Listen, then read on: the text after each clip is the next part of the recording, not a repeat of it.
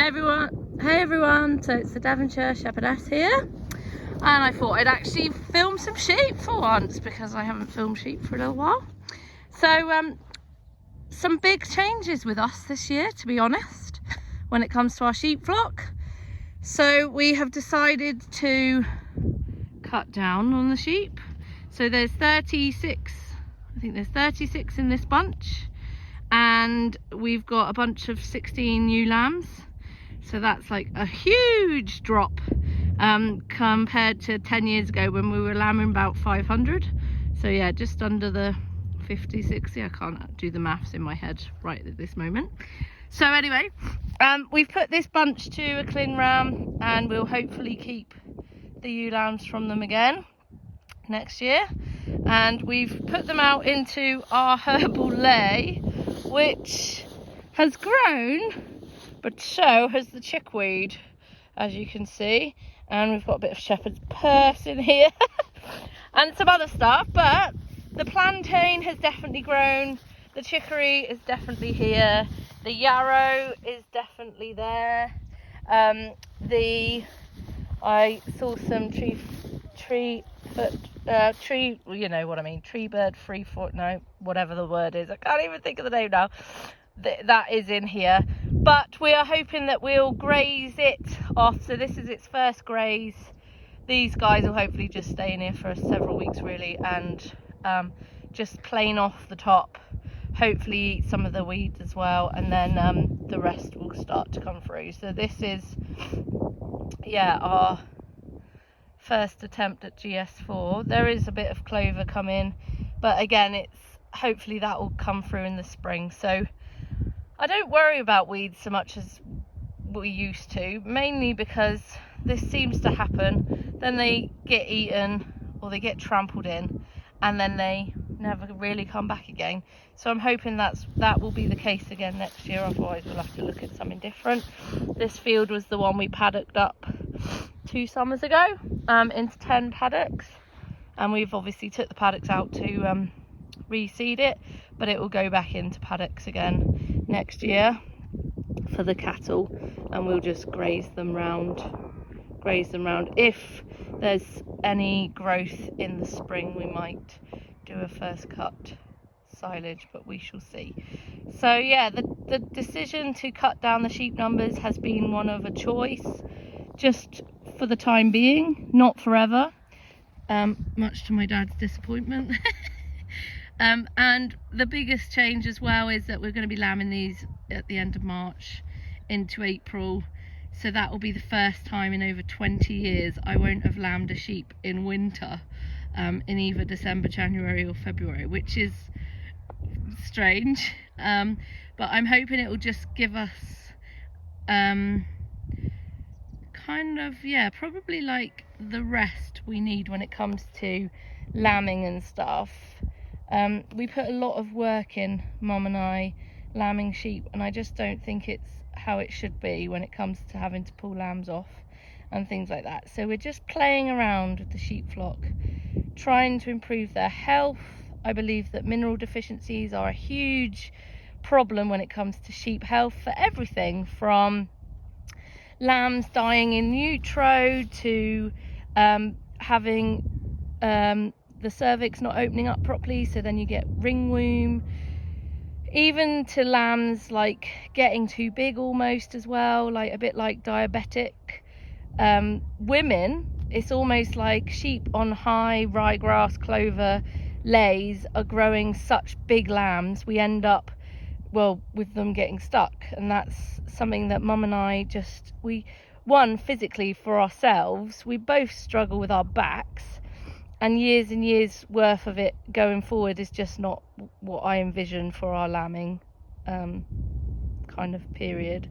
And also I would really like to play around with lambing some sheep maybe in September, October time, so in that autumn period. So we've got them at different times, so do a flock in spring and a flock in autumn. So some big changes, as seems to be the case on this farm completely. I believe that we should overhaul everything, which is what we're doing, slowly but surely. the inclusion of herbs into the system is going to be a huge benefit, I believe, for us, and for the animals, because hopefully we'll work out how we can get the sheep. One of the biggest struggles we have with the sheep is not enough calcium in there coming up through the grass, and I think it's just because it's literally locked up. So if we can use some of these beauties, some of these deeper rooting plants to bring the calcium up, then we'll be winning, because it will mean they'll have that ability, the sheep will have that ability to create really healthy lambs, which they always do. They come out really strong and healthy, but then what tends to lack is the amount of amount of colostrum that they're then able to produce. And that colostrum, those first few feeds that lambs need, are so important. So if we can improve the colostrum quality as well, so that we're just getting healthier lambs, which again will come from lambing in spring too, because we'll have that spring sunshine, that warming up and everything, and just kind of like being a bit more sympathetic with the seasons. And lambing in winter is kind of crazy. I know I was called stupid one day by a New Zealander because he couldn't work out why we would lamb in winter months. And do you know what? From that day I did question it. That was about 9 years ago. So we're changing, and it's all good, and we're embracing that change. And I feel confident that what we're doing is right. My husband feels confident what we're doing is right. Mum and Dad are happy for us to make these changes, which is like a true blessing, because I know so many people who struggle with the generations above them, that constant fight and battle all the time.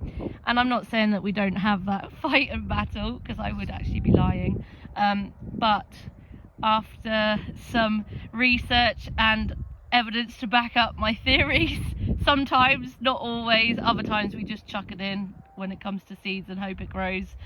And if it doesn't, then we just ask ourselves why it didn't, and we try something. Well, we either try it again or we try something different.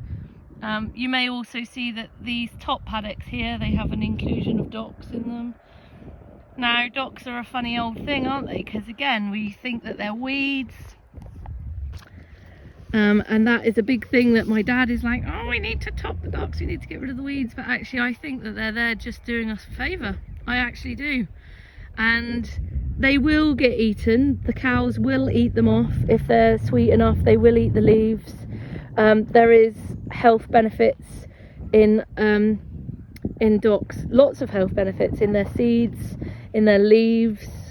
And is it this idea again that all these plants that are actual medicinal plants, like dandelions as well, or another one, they're actually medicinal and can be included in like forage, and oh, there's the ram doing his first sheep can be included in the first kind of in part of the diet of all of our animals.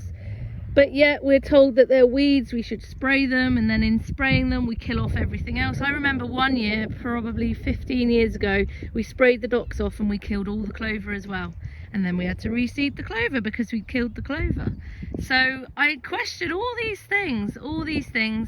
And all right, I don't want to see a field full of docks here, I don't. But I really truly believe that if we can improve the health of the soil, it won't get like that. We only have these overriding weeds. It's like these other weeds here. They've literally just come up to fill the gaps. So actually they're helping us, because that protects the soil for the winter. They'll get eaten and they won't come back. Most of these won't come back next year, and it will be replaced with clover. We'll come out here in the spring and the clover will have popped up. I just believe that is what is the case.